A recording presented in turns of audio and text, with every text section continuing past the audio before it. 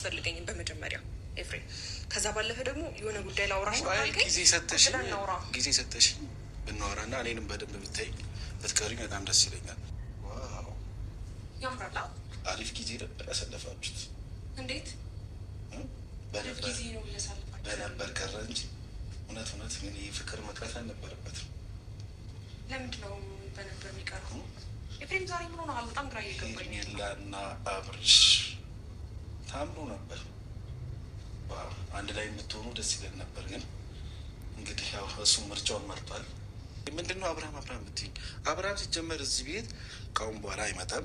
እኔና አንቺንን ቆንጆ ነገራቶች እዚህ ቤት እናሳልፈው እና ሰላም ውድና የተከበራችሁ ውድ የኛ ፋሚሊ ቤተሰቦች እንዴት ናችሁ? እኔ ያለው እግዚአብሔር ይመስገን። እናንተን በያላችሁ በሰላማችሁ ብዝት ይበልኝ። እንግዲህ ዛሬ በማጠብቁት ነገር ወደ እናንተ መጥቼላችኋለሁ። እንግዲህ እንደሚታወቀው ባለፈው ከሄርሜላ ጋር ተገናኝተን ከአብርሽ ጋርም አንዳንድ ነገር እያወሩ ነበርና የዛኔ ያው ብዙ አይነት ስሜት እየተሰማኝ ነበር፣ ብዙ አይነት ነገር እያሰብኩኝ ነበርና ማውራትን ፈልጌ በሰዓቱ ላወራ አልቻልኩኝም።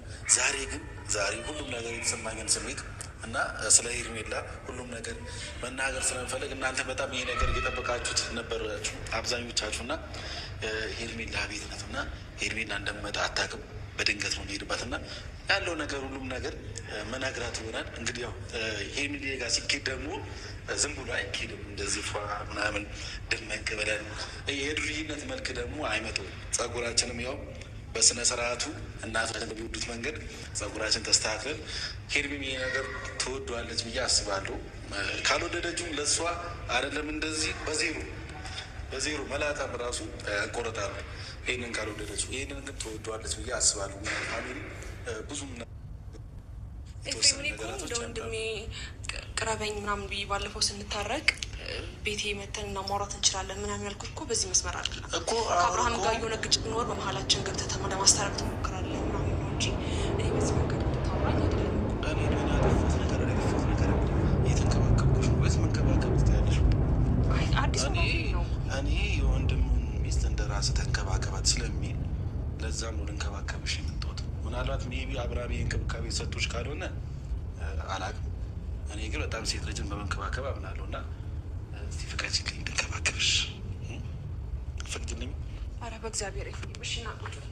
ምን ላድርግ? ወይ ቁጭ በል እዚህ። እኔ ለብር የምቀመጠው መጀመሪያ አይደለም ልታወራኝ የፈለክበት መንገድ ዛሬ ለምንድን ነው የመጣኸው? በመጀመሪያ ደረጃ እንጂ ይህን ጉዳይ ላውራሽ ነው። እኔ እንክብካቤ አንተ እንክብካቤ ያስፈልገኝም በመጀመሪያ ኤፍሬም። ከዛ ባለፈ ደግሞ የሆነ ጉዳይ ላውራሽ ነው ካልከኝ ጊዜ ሰተሽ ብናወራና እኔንም በደንብ ብታይ ብትቀሪኝ በጣም ደስ ይለኛል። ይህ ደግሞ እያልኩሽ ያለሁት ለአንቺ ጥቅም ነው። አብርሃም ከአሁን በኋላ ላታገኙ ሁላ ትችላለሽ። ለምንድን ነው የማላገኘው? ምን አጠፋሁበት? ምርጫውን የመረጠ ሰው ነው እኮ። ምርጫውን እኔ ነኝ አይደል እንዴ? ስለዚህ እኔ ነኝ ከዚህ በኋላ እዚህ ቤት መኖርም መቀመጥም የምችለው። ያ የሆነ ምሳም ነገር የለም አለ ግን እሺ እናውራ ብዬ